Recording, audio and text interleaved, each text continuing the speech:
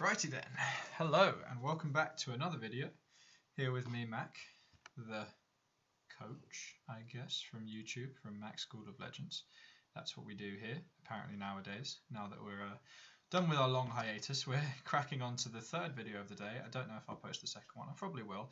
At like 53 minutes in, it cut me out because I went over my pre-allotted recording time. I've now altered that, so that's fine, it won't happen again.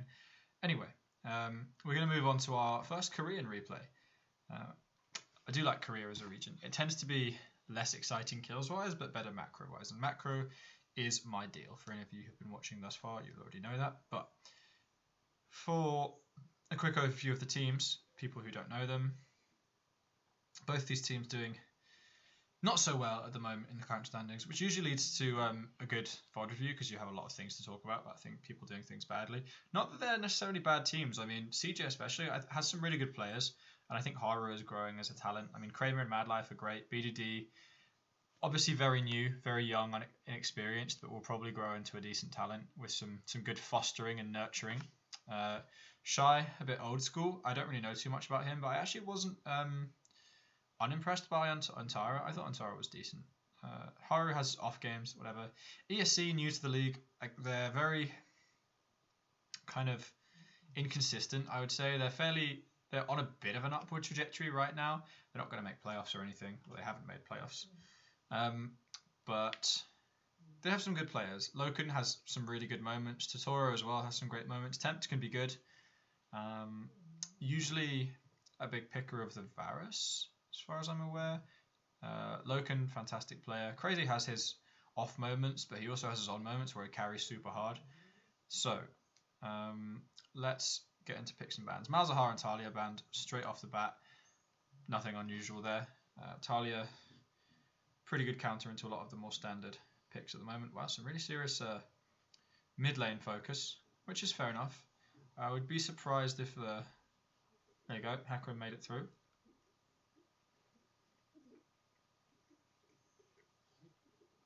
What's going to come next against this lot? I haven't watched too many of ESC's games because I wasn't particularly impressed with them. So I'm not sure exactly what kind of champion pools we're talking about. But the Hecarim has been probably Haru's one of his only good champions, honestly. Not to be super harsh on him, but he's not looked standout on anything except the Hecarim where he's really hard carried a couple games.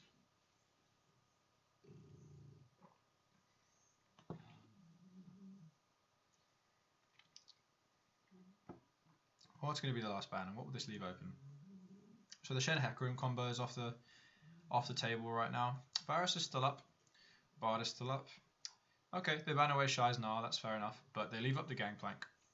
With Shen and Trundle the only big, normal, reliable top laners left on the table, as well as kind of Echo to a lesser extent, Gangplank becomes very difficult to punish, because normally you'd pick a Gnar matchup into him. So that's a pretty easy pick for them. Okay. I don't think we'd seen Shy pull out the Gangplank before, but I mean, it's not abnormal for him to be able to play Gangplank. He's been around a while. So what do you pick back into this? You get your choice of junglers to deny whatever you think Haru is worst at. You don't need to pick up the Varus now.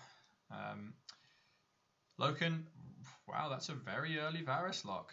I mean, that's ambitious, especially with Braum still up as well. That's pretty odd that you would see that. They do normally pick Jhin to a decent effect as well.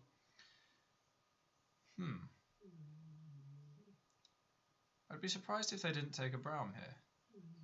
Maybe that's just me, but I feel like you should take Braum into poke comps when it's very obviously a poke comp. Gragas is kind of top of the table jungler right now. He's the standard default 2 pick. You can pick a mid laner here that's just a safe mid laner, a good pick into Varus. You don't need to pick your jungler. But Karma is still up. Karma, one of the big power picks of the day. And if you're going to go for a hard engage comp and just smash this Varus and dive on him, then Karma makes sense. Already having a Gangplank, though, doesn't look that likely. But LeBlanc can certainly punish him. Okay, so LeBlanc Rek'Sai. So they've revealed both their solo laners, but that's fine. They get to counterpick one anyway on the blue side, which is normal. So you haven't lost anything by by doing that, and you completely hide your bottom lane, so you're going to get to counter pick your bottom lane. So getting 2 counter picks on the blue side is actually a very good draft. So they played that pretty well. This does give Ever the opportunity to pick away the brown. If they pick away the brown, then CJ will most likely take Karma into it. Put in a poke comp. Either Karma or Brown, Karma or Brown would be fine here. You can counter pick the top lane as well. You could even leave the support till last. A lot of people are doing that at the moment. Jhin is to be expected. Echo is a safe laner. Won't be the Elise.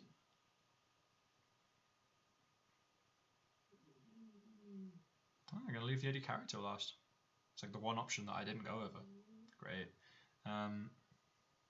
Taric, interesting for a comp with Varus in it. I guess they're not going for like a full poke comp. So they now have their choice of picking... Okay, so they're going to go for an engage from the bottom lane. That makes sense. They don't have that much engage. They don't have much frontline with this comp though. If they pick the Bard, they don't have much frontline, but it's all just about blowing people up. Like, who needs frontline when you can blow up the Varus and then the enemy team doesn't have any damage left, right? Because they have a really tanky frontline, but their frontline isn't going to be doing loads of damage. They're not going to be super oppressive and obnoxious. So Bard's not a bad pick here. Sure they go. Come on. Come on. Okay, so they go for Bard.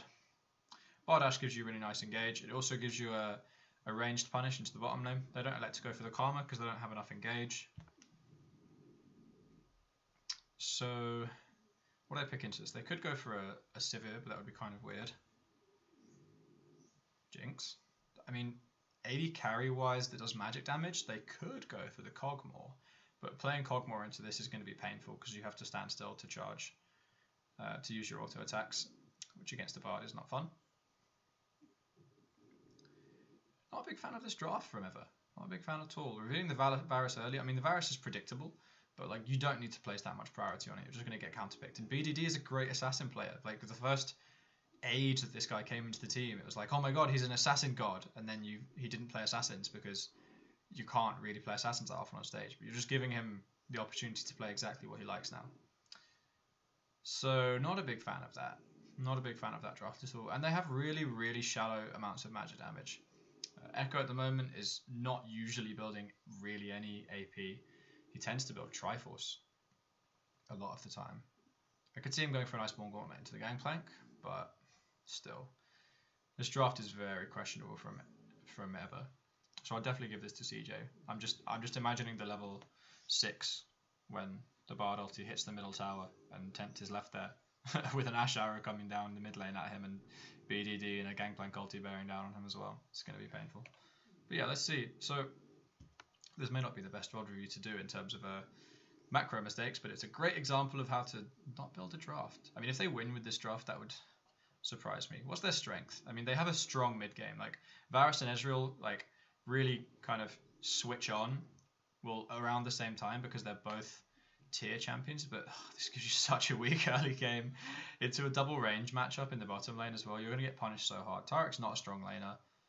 I don't know what they're doing here. They're rolling with 2 tiers, plus I'm picking 2 tiers into Gangplank as well, just means that Gangplank gets more time to scale. He doesn't need as much as he used to either. As soon as he gets Triforce and Youmu's, he's going to start doing so much damage, and there's nothing crazy you can do to stop him. So while your mid and bottom lane are scaling, their Gangplank is getting bigger and bigger and bigger, and then as soon as you hit level 6, you stop scaling because you start dying to the, pick comp that CJ has. Okay, I love this intro, but we're going to skip it. Did we skip it right? Hey, perfect. Okay, so Ever is probably going to want a lane swap here. You want to starve the Gangplank and you want to hide your Ezreal matchup. If you get into 2v2 lanes right now, you die. So both teams have gone for like a standard defensive fan out, and CJ is going to try and predict the lane swap. CJ is just going to call it and say they're going to go top. There's no way they're not going to go top, which is true. They're going to go for a 2-man invade by the look of it. Stop them doing Krugs, make sure they definitely get vision on them. I haven't got anything on them yet. Okay, so they don't find them. But Ever knows they're here. Nice binding from Mad Life. Such a safe duo as well. Brown Mash, because you can check so many bushes, like in terms of the level 1, you can just constantly fire things off into the bush. But at least Ever played the level 1 decently and gets to zone them off a bit of XP. So Loken gets a slight XP advantage and they don't lose out in the push from level 1. They get some good poke down as well. But it shouldn't matter in the long one. It really shouldn't matter.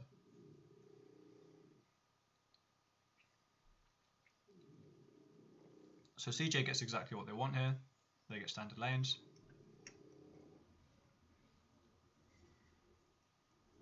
So it's really now all about the junglers. The junglers both start bottom side as you normally would. So you start away from your bottom lane duo so they can do a camp. Even though none of them did a camp this time, you still want the option.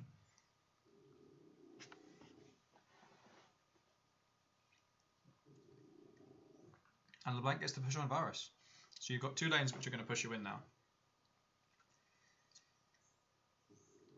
Which means that Haru should be able to invade really, really risk-free into Bless's topside jungle.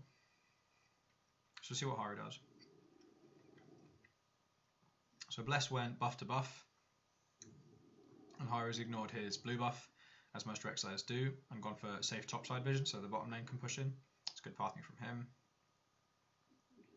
He could even give the blue buff to LeBlanc. It looks like he's going to give it to BDD. Yeah, smart move.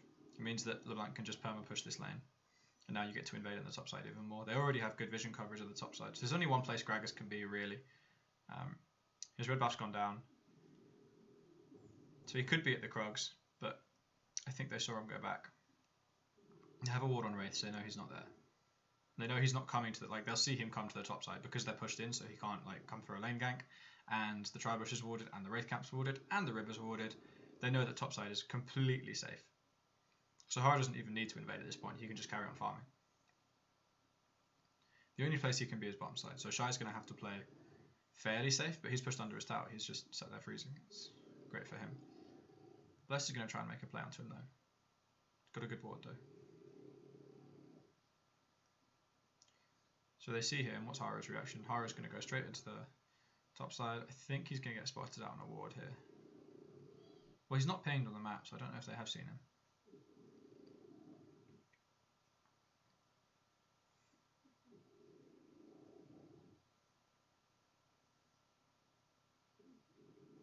Okay, so BDD cancels his teleport.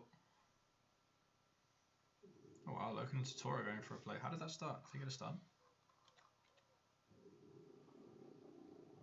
Yeah, stun out the bush. Oh, stun flash.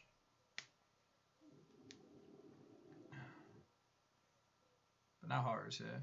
So Shai survives the gank. They get the TP out of BDD, which is great for the laning phase. But it doesn't matter that much because he pushed in anyway. And then Haru comes in for the counter gank. So CJ definitely wins off of that. Just the fact that you have an extra teleport makes that bottom lane gank so much less likely to work. And Shai's going to lose out on some CS, fine, he has to go back, but he doesn't die. He loses out 10 CS, which is absolutely fine if you get to play this aggressive on the top side and in the mid lane. BDD gets to do his thing. Tempt in his defense is farming up well, Varus is decent at farming under towers. And he now has his tier, so the lane gets easier in terms of mana sustain. It's going to be rough though, because well, it looks like BDD's rushing a Renonomicon. Which if you're getting permanent, well not permanent blues, but if you're getting a lot of blues, I don't know if you want to go for an Abyssal Scepter first, just to counteract the, well, not Abyssal Scepter. Silly me, there's magic res on it, that was stupid. Maybe even Sork Shoes first, just because he's probably going to rush a Hex Drinker. But yeah, no, the Lost Chapter makes sense, a big dome. Kraber got a nice back timing and got his BF sword. And they're just going to carry on in standard lanes. Not particularly interesting in terms of the macro. But Bless is going to keep doing the only thing he can. He's going to keep trying to gank bot lane. Meanwhile, Haru gets a Tiamat and he just gets to farm to his heart's content and keep pushing in lanes. And every time Bless shows up, he just ganks the other side of the map. They're going to know where he is most of the time as well because they're going to be able to ward this jungle. They should be warding this jungle a little bit more, I think. They should probably have more vision on his camps, just so they know he's not there. Okay, now they get a ward on the red buff from Mad Life. How many wards do they have left? Rek'Sai still has a ward in her inventory. They have a ward on their Crocs now. Okay, so the top side warding is good now. Now they can play pretty aggressively. BDG jumps into the chain. I think Bless missed his body slam flash there. I'm pretty sure he did. It was a good roam from Totoro though. While the lane was pushed up, that's when you want to roam.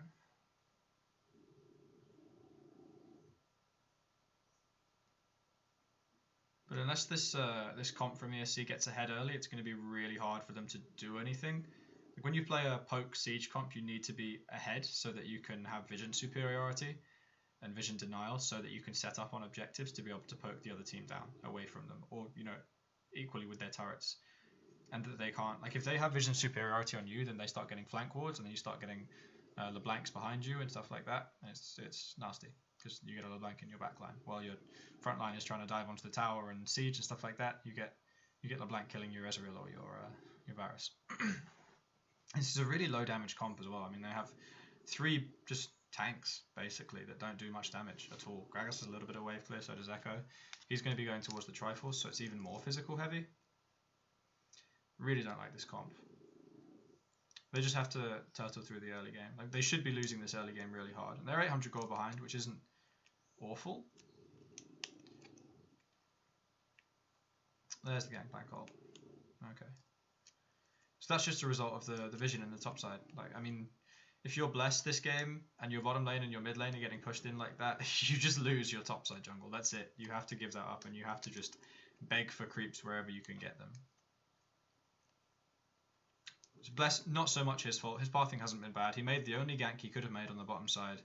And yeah, unfortunately he went into the top side when he potentially shouldn't have. But what can he do when his lanes are getting pushed in like this? Not much.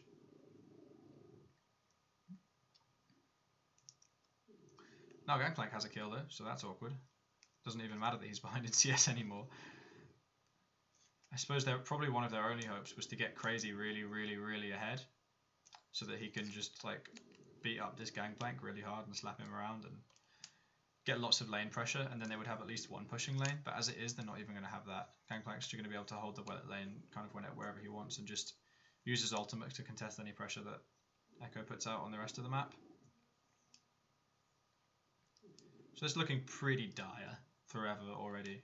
Like if their comp's behind and they're playing a poke siege comp with very few damage threats. That oh god, that was quick. That's that Tiamat damage. That was a good counter gank from Haru though. So let's see, how does this start? So oh, they spot him on a ward. They spot Bless on a ward. That's why. Oh, he's clearing a pink ward. That chain did a lot of damage. That was a good collapse from both of them, but I've got to question Bless there, because if you're losing this hard and your lanes are getting shoved like this, then you know you don't have any pressure, and it's a Varus in the mid lane against the LeBlanc, and he's on a tier, so you don't contest a pink ward right there at the moment in the enemy jungle. Like you don't. You just have to play passively, and it sucks. Like you just have to keep looking for ganks, and most likely failing. You have to be really ambitious in your ganks at this stage. There's the TP ward. There's the Bard ulti. Grace is going to get a TP in. Shy doesn't even need to TP.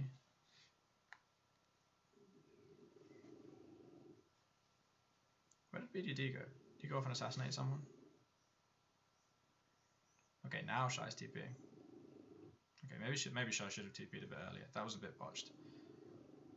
Either way, they trade 2 for 2, so it's not the best thing in the world, but it's not the worst thing either. It looks like they're going to get the bottom wave pushed into ESC's tower. So now, question is, what do ESC do? Are they going to try and rotate their lanes again? No, they can't. They don't have wave pressure. Shy's going to push this in. That's good from him. You have to push this wave in so that they can't recall Crazy and then swap lanes so they get a lane swap and avoid the matchups. And maybe get a chance to turtle this game out and scale their tiers. You want to keep ensuring that you get the 2v2 matchup. Looks like they've seen Totoro though, so they know that's not the case. Okay, so what goes wrong here? Because this looks good from the start. So the TP comes in from BDD. Tower goes invulnerable. Where does BDD go now?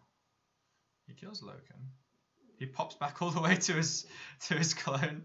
He just does that like instinctive jump back where you finish your combo and you jump back and you're like, aha! Oh wait, I'm miles away from the action. And Shy's teleport probably could have come in earlier. Like once he saw that people were coming up. I don't know if they had a vision on Tempt as he rotated up. Did they? No, but I mean they should assume that he's coming from there as well. Like it's a pretty obvious place for him to come from. Yeah, Shy not having ulti up probably should have teleported. Probably should have teleported. If you have ult, then you just throw the ult and that's fine. You stay and get lane pressure. But he was going back anyway, so you can just teleport there and then you get to stay afterwards.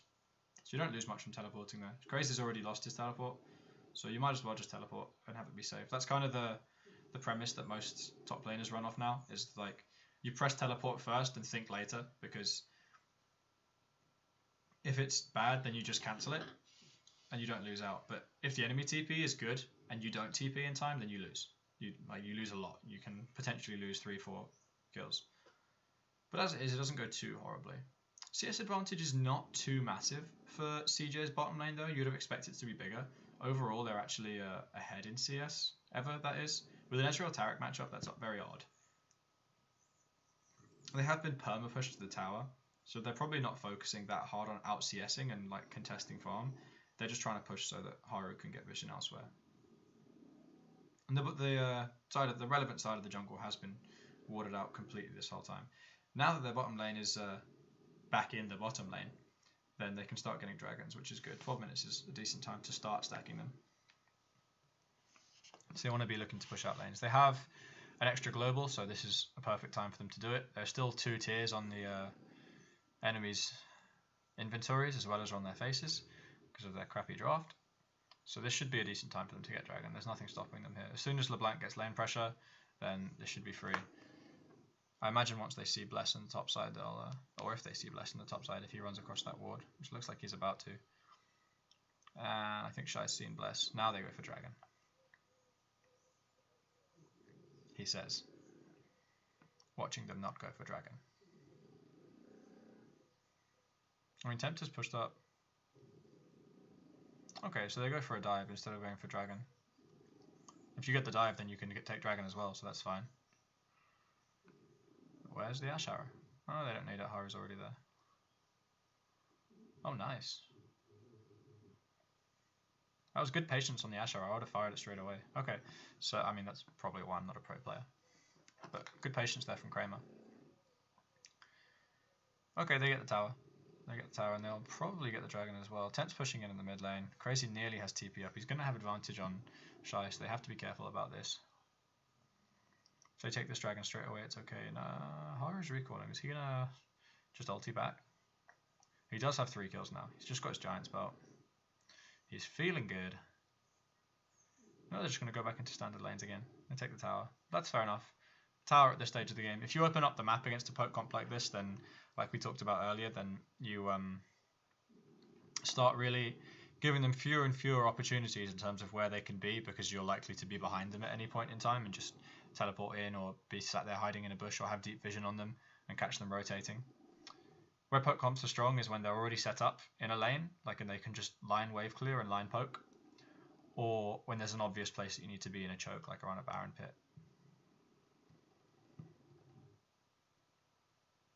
But they tend to need to be the ones with vision priority and superiority. They need to be there first so that they can poke you out with their vision, and then, you know, get more vision and keep pushing you back until you're poked all the way out, and then they can take an objective. As is the Mountain Drake doesn't actually make that much difference for CJ either, because they're not a split push comp and they're not a siege comp. So the Mountain Drake will help them take towers, but really what they want to do is kill people first, like disable the tower with the bar, dive the tower, put the Gangplank ulti down, make picks, blow people up. So I like the decision to take the tower instead. It puts more pressure on the enemy bot lane as well and allows them to keep doing what they're doing, so that's good.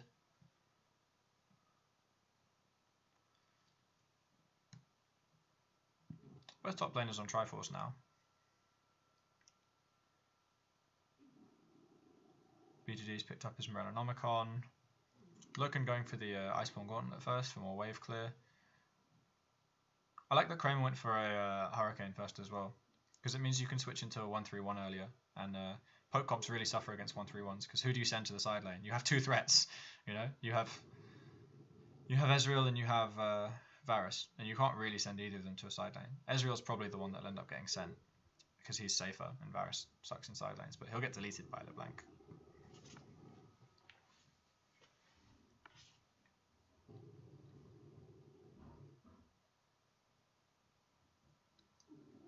So when do they switch into the 1-3-1? I guess once the if they get the top tower down, maybe that should be there.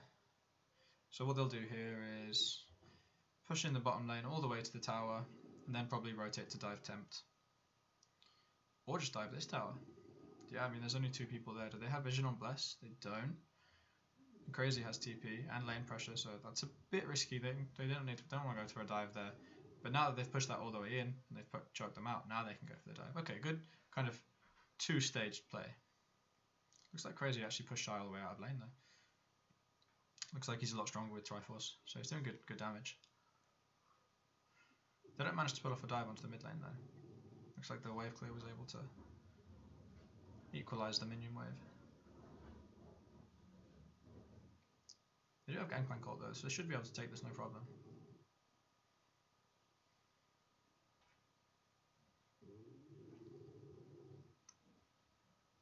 Why is the ulti going down onto him and not the tower? That was pretty disjointed. I think the ulti just needs, like, they need to go onto the, ulti needs to go onto the tower and Haru needs to go in at the same time, not one after the other, and Biddy needs to go in, and they need to actually have minions there. That whole play was very disjointed. Not playing particularly well around how they use the Bard ulti, and they lose the top tower and they don't use the Gangplank ulti. All their spells need to go down at the same time, and the Ash Arrow didn't even come in.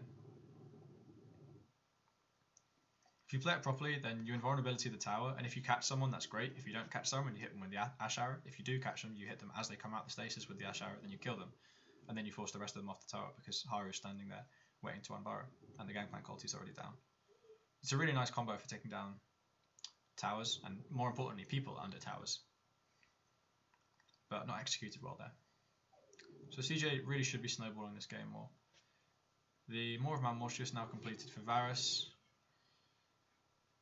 Another 5-6 minutes to stall before they get their tier items complete, and at that point maybe they can start mounting a defense. And Crazy's doing a good job against Shy. Shy's going to outscale in terms of team fighting, I imagine, but he will suffer in terms of the lane. I thought Gangplank would be able to hold the lane better against him, but it seems not. Okay, Loken's picked up his Manamune now.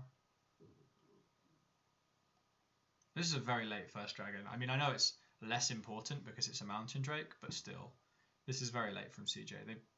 They've been in control of this game the whole time, and 19 minutes to take a dragon is very late. You saw them kind of stutter step between the two towers for ages there in the bottom and middle lane instead of being decisive. So they're probably lacking a bit of shot calling here in terms of someone saying what the overarching plan is. Like, right guys, we're going to play for dragon, because it seems like they're doing the right things when it comes to putting vision down in the right places, but they're just not playing around it properly.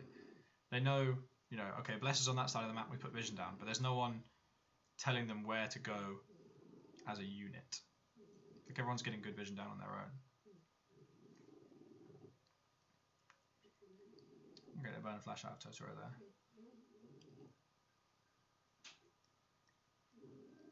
This middle tower is really being stubborn. They need to get this down. They need to get the middle tower down. And that way Varus becomes so much less impactful. He is taking good chip damage, but I don't know why this Bard combo isn't being used. 5k gold advantage at 20 minutes is nothing to sneeze at. You know, it's a good chunk. They should be able to dive a tower like this if they just turn it off with the Bard. Okay, now they've switched that into the 1-3-1. They decided that their current approach wasn't working. At least they're adapting, you know. They're not just trying the same thing over and over again. They've been like, okay, previous attempt didn't work. That way is not getting shit done. Whoops, profanity, sorry. Let's change into a 1-3-1. And like I said earlier, this Ezreal just cannot realistically enter lane without dying against the LeBlanc, or at least getting chunked super hard. So they can do some work here on the mid lane tower. They're not playing particularly aggressive there. They didn't really even get that much chip damage. They look like they're playing quite scared, which they shouldn't be. I suppose Crazy was off the map. But they do have the Gangplank ulti to answer. They can at least step up. Maybe they're just scared of throwing their lead. They're trying to play it out methodically. You don't want to give this comp too much time. I suppose, though, they can just keep doing that. They don't need to force the mid lane issue that hard because BDD can keep just chunking Ezreal out. But once they see Gragas here in this lane, then they should start going for plays in the mid lane, really.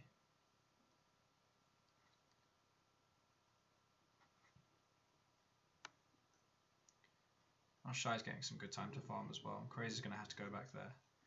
So when that top wave reaches the top and Crazy gets there, there should be... They want these waves to get in at the same time. They're doing a decent job right now. Okay, this is their opportunity. This should be when the tower goes down. Yeah, okay, CJ knows it. Well, that's good. Key there was getting all three waves to come in at the same time. Now the map's much more open. Now they can start pushing in the mid lane and doing the same thing for the top tower. Because Tempt was stopping a lot of their playmaking ability. BDD's going to be able to roam much easier now. Shy's going to be able to go to the bottom lane, and then they'll have their teleport threat towards the top lane. So they should just be able to methodically close out this map now. And make loads of picks. My god, you snore loudly. Sorry if you can hear that and it's really distracting. I have to listen to the audio later and maybe lock him out of the room. Wow.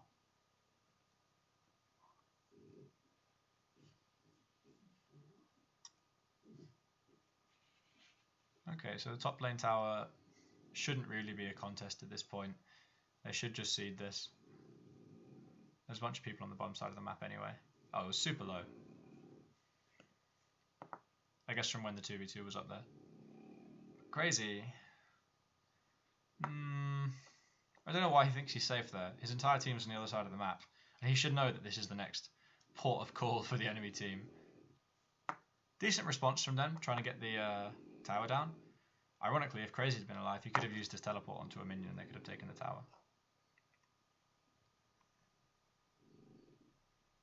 Maybe that would have been a waste of a teleport, but I don't think so. He's not really used it much this game anyway. And they're already getting pressured out. Well, lose a second tower. Now the snowball starts. Now they're nearly 10k gold behind. I do apologise for the bulldog snoring. Next time I'll, I don't know, gag him. Or something equally inappropriate. Sneaky Baron, I like it.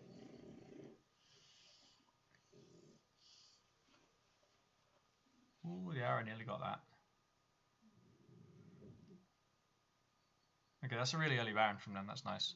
They had one Mountain Drake, but not too much to talk about, to be honest. When the map's this open, it's pretty easy.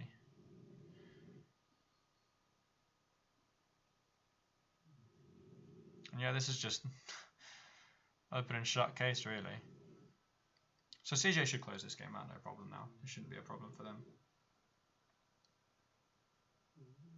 The LeBlanc is not going to be stoppable, and really Ever's draft needs to change for next game. I think this is the point where you start talking about the next game, like, what did we do wrong?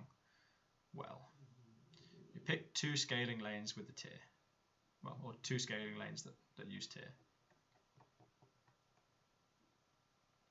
Which only do physical damage, and a top laner that only does physical damage. And a losing bottom lane, and a first pick red side Varus when you have a red side counter pick. Really odd, really, really odd. I could have seen it if they'd gone for a last pick Rumble maybe. Then they would have had, you know, some more damage and some more threat on the map. They wouldn't have had a tank. I mean, they would with Taric and Varus, but again, I don't really know why you go Ezreal here. Like, Jhin Braum is open. What's wrong with Jhin Braum? They're fantastic for pick and siege comps. And they're a really, really strong lane. Yeah, you'd be playing into Ashe Bard, which is annoying as hell as Jhin Braum, but I think if it's me, you go Jhin Braum, and then you take your Rumble top lane, and then you have really, really nice siege and pick and all of that good stuff under towers, and you still have a front line with the Gragas and the Braum. So yeah, but you don't pick the Varus first, and Taric ulti comes in just in time, but it doesn't hit Tempt. Knocked into the Bard ulti. That's pretty funny. From here, it's just a matter of cleaning house. Should be a big deal. Okay. Does the game even end? Does the game end here? I think they can finish. Should be able to finish. Oh, they don't have many minions actually. Cheeky teleport. Aro comes back in with the Rexile. BDD. It's just wrecking fools. Okay, so that's that game. So pretty bad draft from Evo. Didn't really give them much opportunity to play the game as it was. I think CJ closed out fairly well. Their early game pressure was good. There were a couple of hiccups. They didn't take the dragon as early as they could have, but overall a decent game from them. Not, you know, this game wasn't expected to be like the biggest highlight reel ever, but I think mainly the fault has to lie with the draft there. Bless overstepped a couple times as well in the jungle, but hey. Right, so that's going to be all for this VOD review. Let me know if you liked it. I hope you did. Maybe you learned something, maybe you didn't. Either way, I will see you guys next time. Peace out.